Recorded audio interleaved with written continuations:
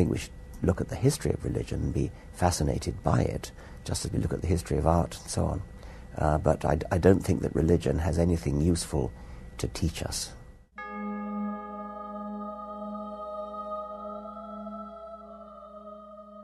One of the main reasons why people are religious is because they're persuaded by the apparent design of living things. And that's completely destroyed by Darwin. If you actually read any book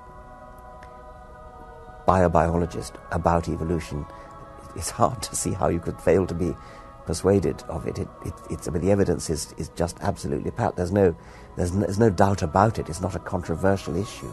It's completely certain. It's as certain as the fact that the Earth and the other planets orbit the Sun. More than 40% of the American population, if opinion polls are to be believed, think that the world is less than 10,000 years old. And that's a shocking figure. It shows deep, profound ignorance. It sounds very laudable to teach the controversy, to teach both theories, but there aren't two theories. There's only one theory around. There's only one game in town as far as serious science is concerned. Of course, you get negative reactions from creationists, but who cares about creationists? They don't know anything.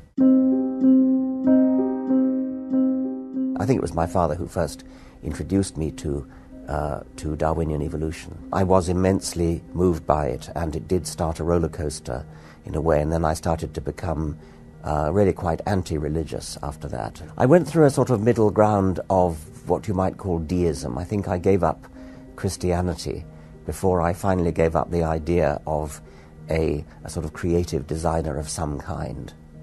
Darwin made it possible to be an intellectually fulfilled atheist. Before that, you could be an atheist. Hume was, for example, but it was quite difficult because you had no good explanation for why living things look so well designed. Darwin provided that. There are other reasons for being religious, like moral reasons, or people sometimes feel they have a personal relationship with God or with Jesus or with Muhammad or whatever it is. And that kind of reason for being religious would not in itself be undermined by Darwinism, but it's quite wrong to believe that science reduces humanity, that science somehow gives you a bleak, cold, empty, barren view of the universe and of life. Quite the contrary. Science is enriching and fulfilling. What's going to happen when I die?